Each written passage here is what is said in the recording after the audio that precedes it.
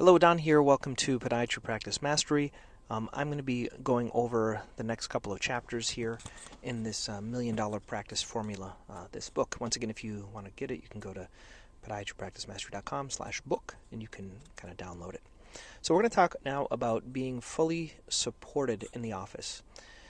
So one of the biggest bottlenecks in most medical practices is the doctor, meaning, I know that sounds strange, but it's true. Many doctors try to do everything themselves, and this is something that I either I was trying to do too much, or I tried to have staff do everything for me. So I think there's a good balance. Right now I tend to have them do a little bit too much, but you try to do documenting, you try to do, some doctors, I know they do their own x-rays or imaging, do patient education, treatment explanations, ordering supplies, managing the staff, doing everything like this. And I used to think that this made me efficient because I could do everything, but as things got busier, it made me slower. So what I found is that every $1,000,000 doctor protects their time in the same way that we would only do one thing when we're doing surgery in the OR, reducing all the distractions. So I want to even just kind of throw this out. Something that I've been struggling with recently is I kind of go back and forth. In the past, I was really vigilant about even cell phone usage. I know many times we were doing multitasking throughout the day. I tend to find I do this more now that I have a Scribe, but you try to, answer a quick email, look at your cell phone. And when it worked the best for me is when I had my cell phone in my office, not with me, turn off. And if people needed me, they would actually call the office if it was a really emergent thing, even my wife, to not be distracted, so I could focus just on what I was doing there. And I find mentally there was less fatigue. I also found by having a Scribe, which we'll talk about in a future chapter, really kind of helped me out. But a lot of times I've seen doctors, is they're like, some really good ones, they actually have their staff do the x-rays, we already know that, but they have some people, they have their staff do the ultrasound, which makes sense. Some doctors, they feel comfortable training their staff to even do a toe block, and then they come in and do the procedure. Have other ones, doctors that have staff, they train doing nails and calluses. Now, in the beginning, we are very hyper-vigilant about thinking that only we can do it, and I think this is a kind of a benefit and a flaw. Anything can be taught. It's just whether or not we're good enough teachers and whether or not we're going to have patience. Because usually the first time you teach something, you're not going to be good at teaching, and the person that you're teaching isn't going to be good. And it's going to take time, like anything, like teaching a Scribe, like teaching someone to do nails and calluses, like teaching anything. It just takes practice the same way it took us practice. And I think this is something important as we're training staff and we're implementing this. We have to be patient with them. We have to realize the first person isn't always going to be the best. So there's a problem of the bottleneck. So I'd like to just give an example of, like, at a restaurant. Imagine if the chef is trying to seat the customers, taking the orders, cooking the meals, washing the dishes, and processing payments. Everything would collapse. And that's what's happening in many medical practices because the doctor thinks they can only do something. And I want to be very clear. Something in my office that I kind of struggle with is because I have partners, and so when you have partners, you can't just do anything that you want. It's good and bad, so it kind of keeps me in check. But I feel like I could train a staff to do a lot of the shockwave that we do, but my partners feel like we should be doing it, or they're like, well, if all your shockwave aren't being seen by you, what are you going to be doing? And so these are a couple of questions that go back and forth, but I do feel over time, we can train staff to do more and more. Staff can do the ABIs. Staff can do, like I said before, the x-rays. They can do a lot of these treatments in our office. So what happens when you try to do everything? Everything slows down. Patients have to wait. You become exhausted, and then you can't really grow. So the role as a doctor really should focus on being present with patients, and that's the revenue-producing activities. So doing diagnosis, treatment, procedures, and then patient relationships. Everything else should be kind of outsourced or delegated. And this took me a long time to do, especially when you have partners, because you have to kind of sell the idea that others can do things. And this took a while for us for, like, nail care, like a long time. I always liked the idea of having someone do it.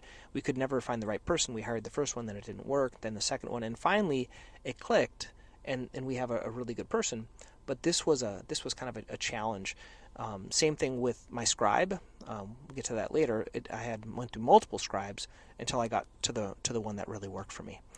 So what are some things that staff can handle?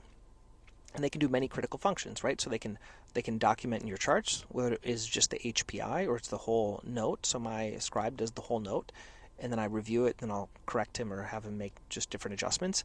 X-ray and ultrasounds, they can do X-rays, they can set up the ultrasound, they can actually do the ultrasound. Orthotic scanning or brace casting. Giving out patient education materials. So a lot of times I'll go in there and I'll do the block for the toe. I don't have my staff do the block, and then they come in, they set up for the procedure, they will give them the patient handouts. So all these things that they're able to do, or for like a lot of patients, I go in there and I say they have the tightness or the equinus, and I say you're going to do the night splint, the foam rolling, and the morning stretch, and I say my staff is going to go over that with you. Or they're going to get the post-op kit, and then my staff is going to go over that.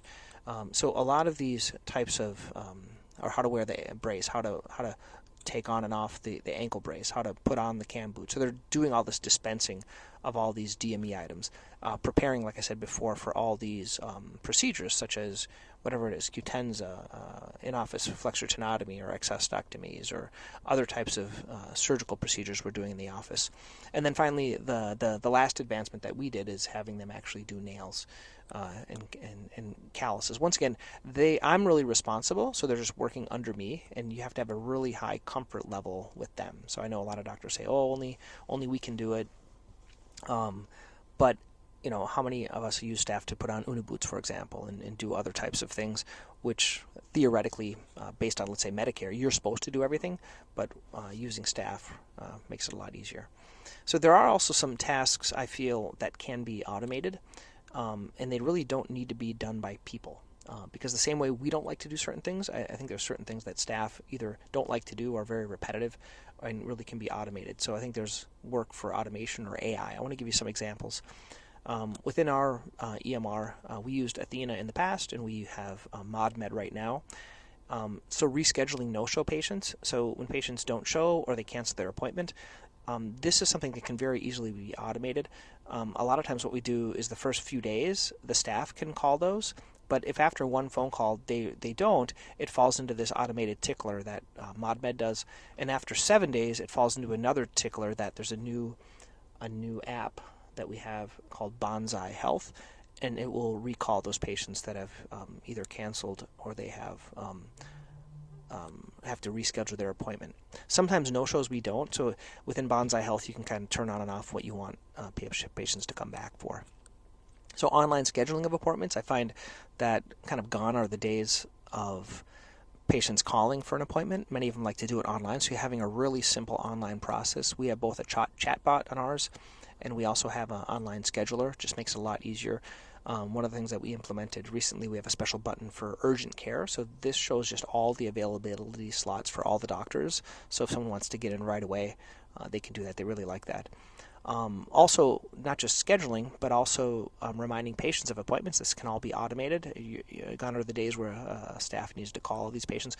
We have it automated, and then if they don't confirm automation, then our staff calls them.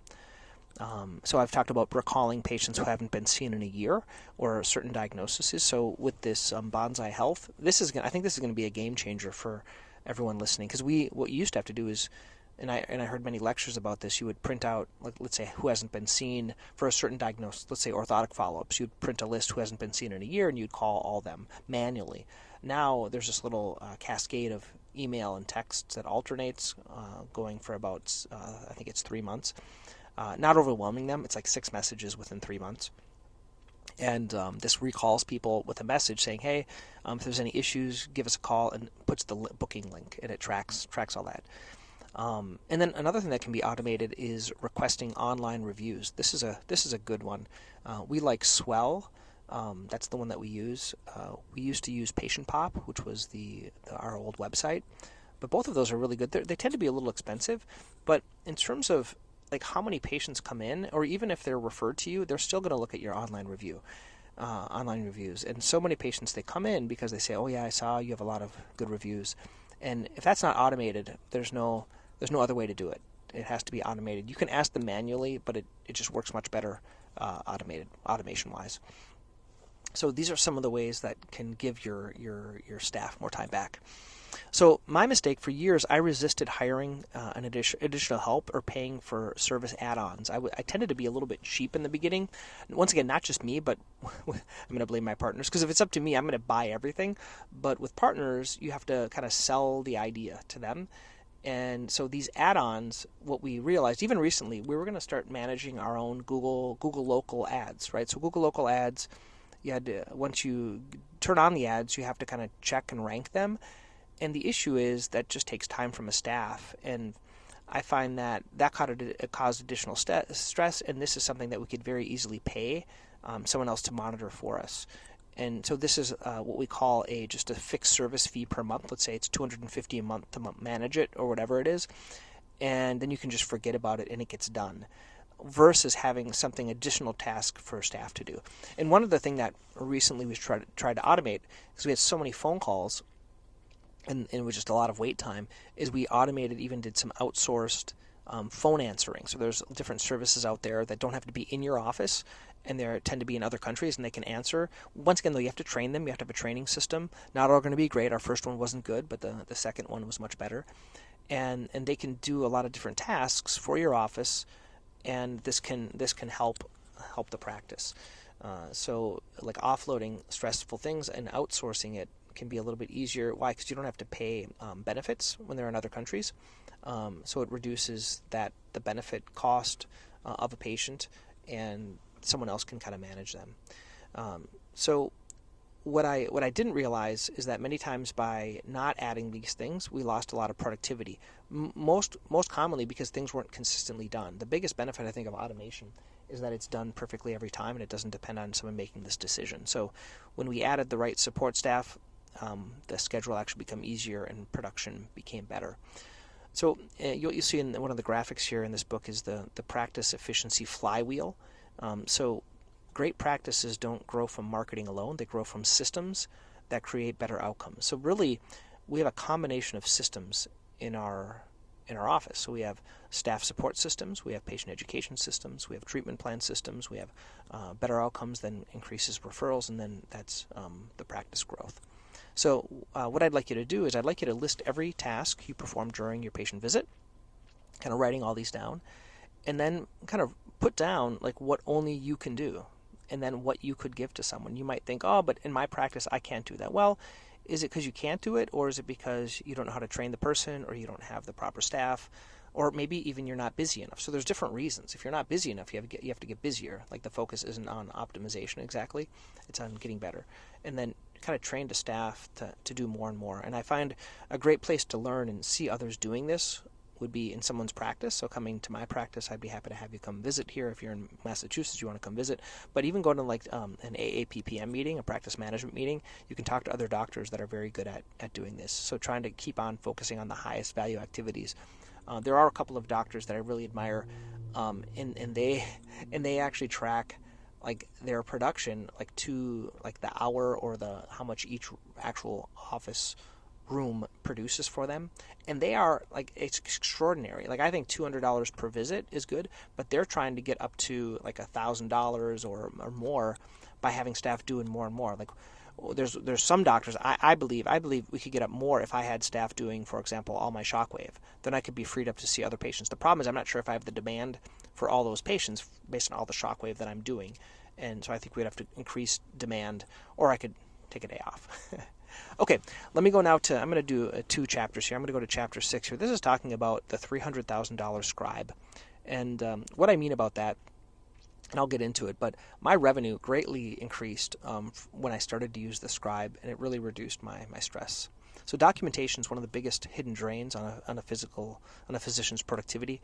For years, I stayed late in the office finishing charts. I probably stayed about half hour to an hour, depending on the day.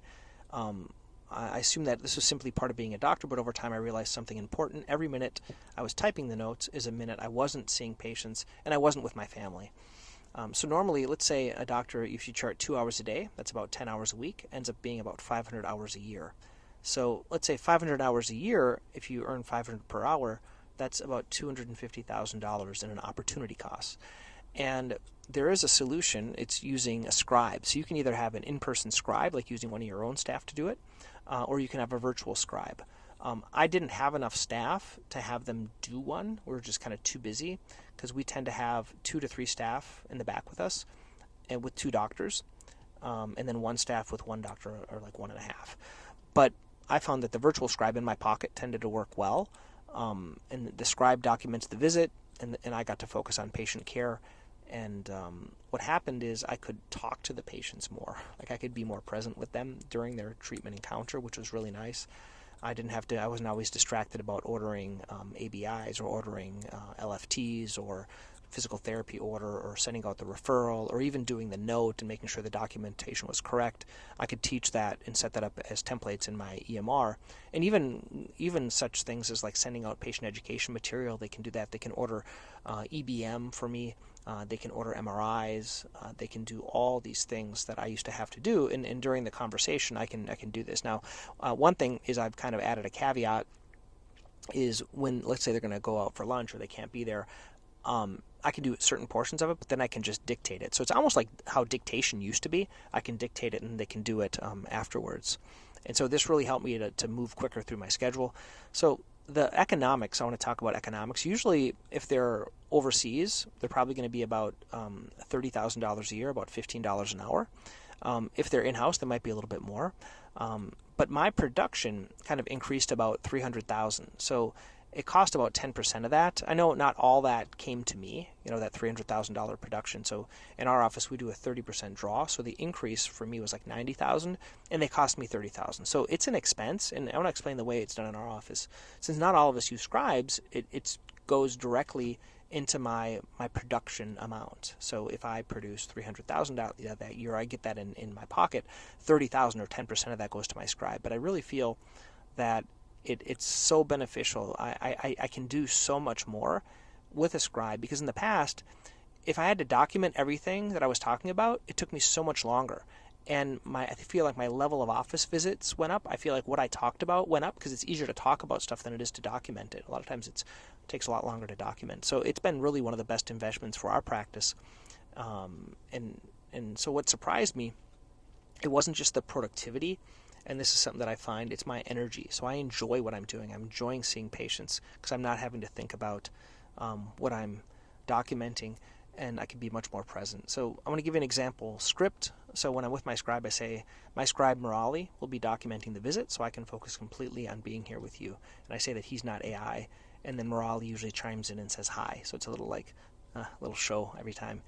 And the patients love that. So some action steps. So track how many hours a week you spend charting. And I know a lot of doctors, they say, doctor, I'm very efficient, and I document between every single patient, and I have great templates. Now, I want to say I had great templates, or I do have great templates, and I was able to document between every patient. Because some days, for example, if they're easier patients, I could just as easily document. But what I find is that by having a scribe, I'm less mentally fatigued, because I'm not always task switching and multitasking. So even though, can you do it? Yes. But are there other things that you can do? Yes, there are other things. You can spend more time with the patient. You can work on other types of marketing things, and you can even try to increase more patients. So my thought is, if I could increase, let's say, a couple of patients a day, let's say a couple of patients would be another $400, then that would actually pay for the scribes expense. Okay. So estimate the lost productivity, and then consider testing a scribe. You might discover one of the biggest leverage points in your practice. So understanding the structure of the visit is the first step, and most doctors understand this concept of delegating and things like that, but they have a hard time implementing it. So that's where I put together, I have 2 things. One is my practice audit. So you can go to podiatrpracticemastery.com/audit, and you just kind of put in the information about your practice, and I'll record an audio kind of like this, and I'll tell you kind of just ways that you can improve it. The price eventually, I think it's free for the first few that do it. Then the price is probably going to go up to $500, and then you can apply that $500 to the $1 Million Club if you want to be part of it. Okay, so the $1 Million Club is my small group implementation group of how to implement this. Some people just want a little bit more help. I just tend to like to pay for things because I can get speed. I think paying for speed is really worth it. So next we're going to talk about something even more important. I'm going to talk about my favorite thing which are called treatment sheets. So if you haven't heard of the treatment sheets, I think you're going to like this next episode. Okay, thanks for listening. Hope you guys find this beneficial. Talk to you next time.